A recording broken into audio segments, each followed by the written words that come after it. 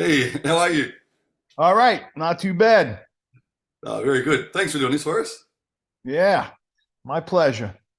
Looking forward to getting back. Yeah, so it's February, isn't Where are it? you from? What city? Melbourne. Melbourne, Melbourne. Australia. Okay. Yeah. So when was the last time you were here? I did my retirement tour 2019. I Oh, did, really? yeah, 2019. I announced I was retiring as CJ Ramone. I wasn't going to tour, do my own stuff anymore. Planned out the world tour Yep. and purposefully set the final dates for Australia. It's always been one of my favorite places to go. I love South America because the crowds are crazy. I love it down there. But Australia and New Zealand have absolutely been two of my favorite places to go in the world. Yep. You know, and not just for the for touring and music and everything. I just love the culture down there. I don't know why. I've always had a Yeah. really good time when I was down there. In fact, touring there on my own, I think I've done two. I think I did two, maybe three tours on my, as just as CJ Ramon band. Yep. And I've always tried to make sure we hit a lot of the smaller markets. Mm. And Yeah. so my tours down there were pretty extensive. Like I'd be down there for a couple of weeks, whereas most bands fly in and play the five big cities. Yeah. We'd play in Cairns and Wollongong, and like I try to get some of the small places because I've always found when you get to those smaller markets that a lot of bands kind of just fly over. Yeah, Um, exactly. Yeah. the people are a heck of a lot more appreciative. In places like Melbourne and Perth, and Sydney, Yeah.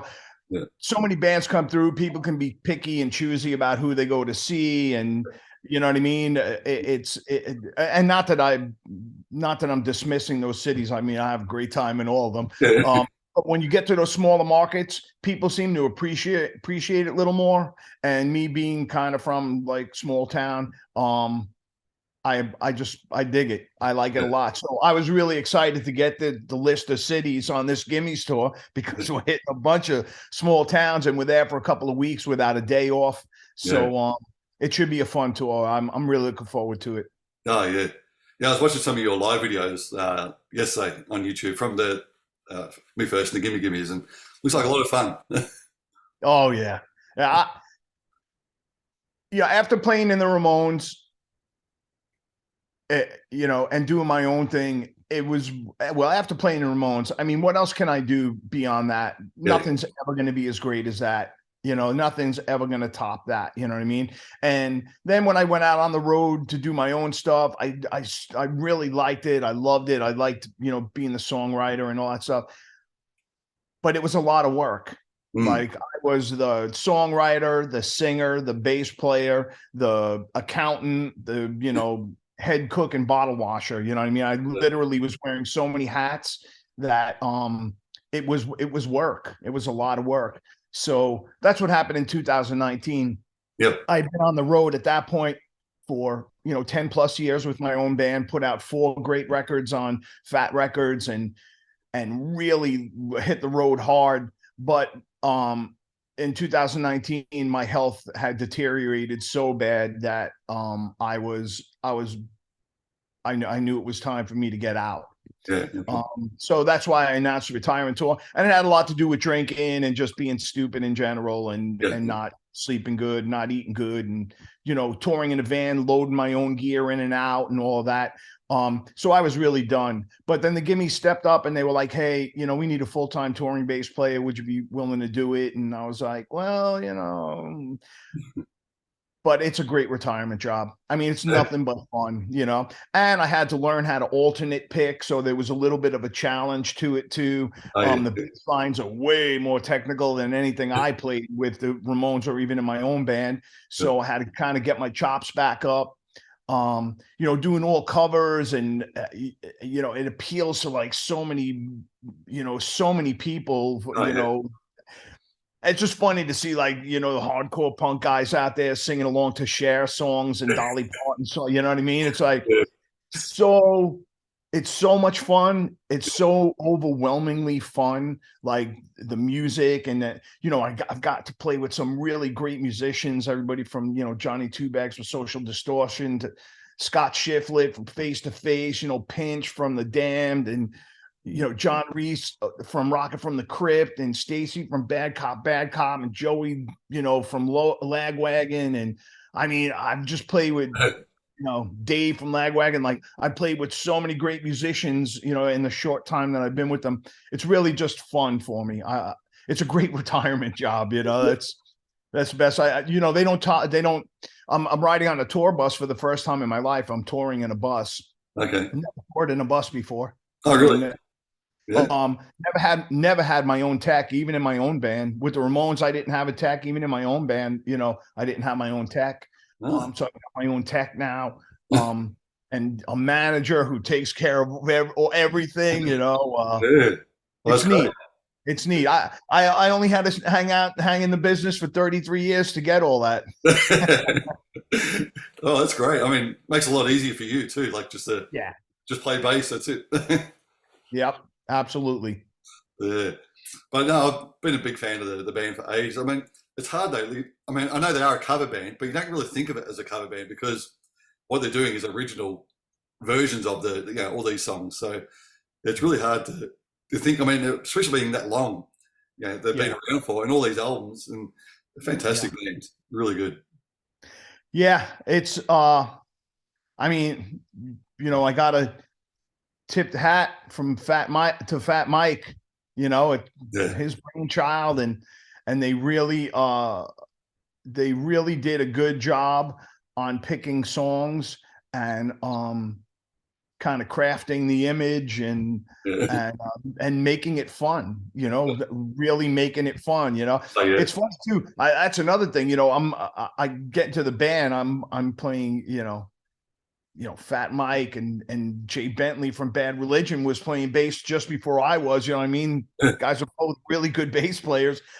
And I had never alternate picked before, and a lot of the riffing and stuff. I was like, wow, but it just added to the fun, it gave me something. You really gave me like a chance to be excited again. And now I'm like, with my band, everything was so stripped down. Like, I didn't even have my amps in road cases. They were in soft cases because we traveled in a van and we had to keep everything small and light. And now, I'm ordering road cases with a rack system on top to hold my wireless and my tuner. And, I'm ordering, in-ear monitors.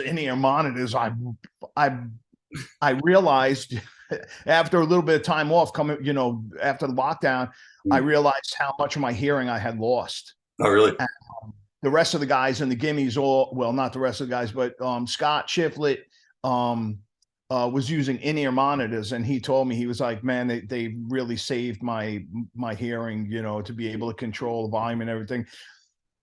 And then Pinch one day was like, here, I got an extra pair, check them out. And I was like, oh my God, it was like a revelation, it was like Cro-Magnon man discovering the wheel, I was so blown away at how much easier it was to hear everything and be able to hear my voice and everyone else's voices. And so it's been really fun, it's kind of, I figured at my age, right, closing in on 60, there wasn't going to be too much new stuff I would come across in music. Instead, it's like it's been a huge eye-opening experience for me. And really, like I said, I can't emphasize enough, it's really fun.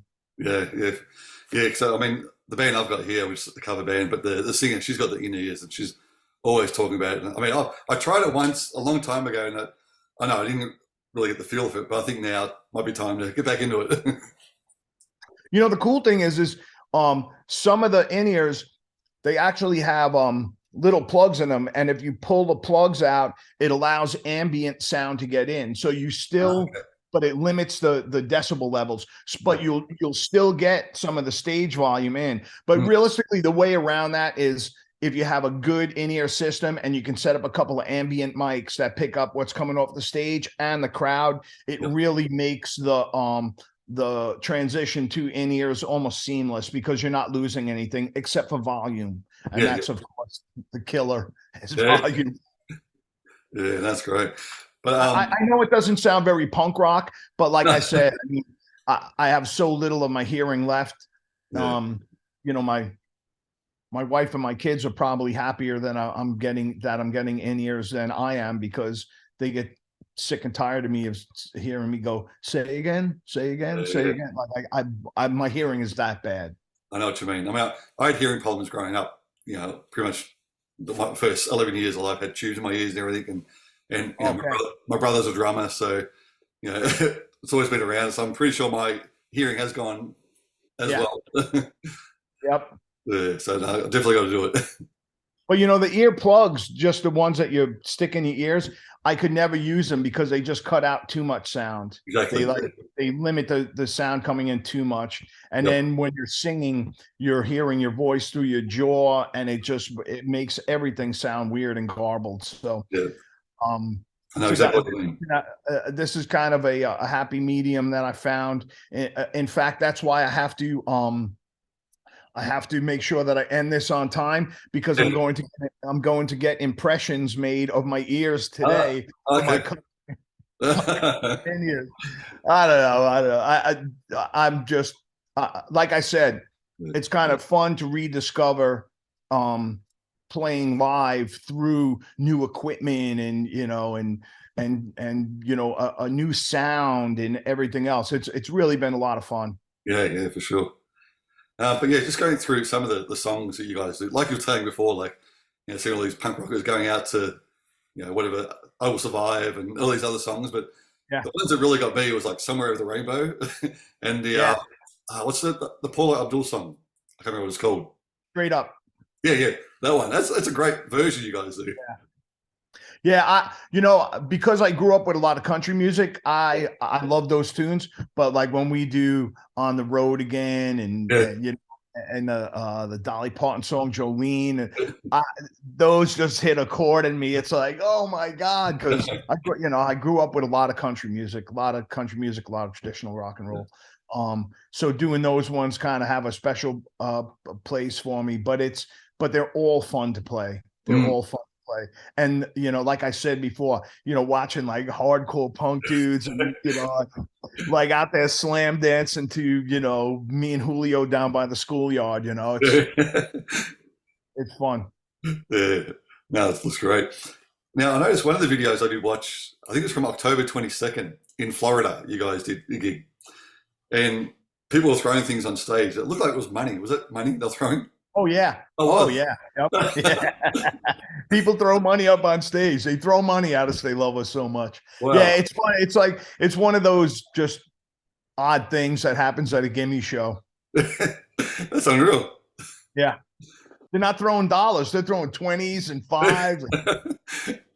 That's great. Yeah. We put it towards drinking money. Yeah. Or smoking money for some of the guys. Yeah, that's right. Now, going back to 2013, when Richie Ramone came over to Australia, were you part of that gig? When Richie came over? No. Yeah. Oh, okay. Did you ever play with him after? Yeah, me and Richie have played together before in the past, and we've tried to come to terms on doing something together, like, you know, doing like a tour together. But you know, in the space that Richie and I occupy, the financials just don't work out. And I hate to say it that way, but that's what it comes down to. The financial, we can't get paid any more playing together than we could playing on our own. And it really, so what we do is, you know, every once in a while, something special will come up, and we'll do it together. You know, we'll jump on stage and do a couple songs together or something like that. We do autograph signing sessions together and whatnot. But, yeah, it's just a financial thing. And you know how it is these days, like with touring, like everything has gone up so much, like everything costs so much more: fuel, food, hotels, bus rental, everything has gone up so much, the profit, but our pay has gone down. So our profit margins now are so tight. It's hard for us to like try to combine anything because we just can't get paid enough to make it worth our while, you know? But like if there was ever like a big Ramones convention, or if there was an individual promoter who was like, you know, hey, you know, or a festival or something, hey, you know, we got a good budget, you know, come over, you guys get, you know, Steve Jones from the Sex Pistols to play guitar, and you guys do a Ramones set. Ramones Sex Pistols set combination, and we'll pay you a bunch of money. Like stuff like that, we're totally open to. And I know Richie is. We've already talked about doing that type of thing. But me and Richie are buddies. We call each other, check in every once in a while. He's doing good. He's still out on the road. He was doing some acting. He's been doing some acting and stuff. He stays really busy, Richie. He's an active artist. Yeah. Because I saw him. It was 2013. We had a big festival here called the Stone Festival, and he played. It's like Van Halen, Aerosmith, right. heaps of different bands at Kings of Chaos. Yeah, but I couldn't remember if you were there or not. So Yeah, I wish. I would love to do something like that. I really respect Richie as a drummer. He's the only classically trained musician that ever played in the Ramones. And what you hear in the Ramones is really just a taste of what his actual abilities are and stuff. So yeah, a lot of respect for Richie. And he plays a bit of everything, doesn't he? Like drums, guitar. Yeah, sings. Yeah. He sings. He's big on singing. He loves to sing. Yeah. And actually, your album, was it The Holy Spell? Was it the last one you recorded? That's all your vocals on there, isn't it, too? You did bass and vocals? Yeah, that's great. I love it. I was listening to it last night. That's really cool. Appreciate that. Yeah, good record. That was, that was my swan song right there. But I like the record enough, and I'm comfortable enough with it that I'm good with that. If that's the last final record I ever do, I'm totally good with it. I really kind of poured everything I had into it, and I was really happy with the songs and the songwriting and my vocal performances and everyone that played on the record. I think I put out 4 really good solo records. I'm proud of every one of them, and I really worked hard on every one of them. I really, wearing the Ramones moniker and trying to live up to that legacy. I took it really seriously. When I toured with serious players. I never used pickup guys. I didn't use Ramones cover bands. The records that I put out, while they are Ramones influenced, they're not Ramones ripoffs. You know what I mean? Definitely not. I toured hard for every one of them. I went, every night, got off the stage, went out to the bar, shook hands with every fan, signed every autograph I possibly could. Told everybody, every fan, how much I loved and appreciated them. I really feel like I gave it everything that I had, to keep the Ramones legacy alive. And I was done. When I retired from doing it, and I was done. But at this point right now, I really enjoy what I'm doing. To tour on a tour bus and have my own tech and have, a modicum of comfort on the road, it's really enjoyable. I really enjoy it, but I really feel like I did everything I could to continue the Ramones legacy as best I could, and pumped out 4 really good records with some high end players on it, and but at some point, I'm not the kind of guy that just kind of to ride something out, or call it in, you know what I mean? I got to the point where I was like, all right, I'm done. I can't do this. I need to move on. Yeah. And here I am. Yeah. Now, sorry, what times do you have to go? Because I don't want to put you out. Probably now would be a good time for me to go. That's all right. No worries at all. All right. If you do need anything else, you can email me and we'll do a follow-up. No problem. Yeah, that'd be great. Yeah, maybe like just before you come over, that'd be great just to catch up again. Sure, absolutely. Beautiful. All right, well, thank you very much. Okay, brother. And good luck with your ear things. Thank you. All right. Take care. No worries. See you then. Bye-bye. Bye.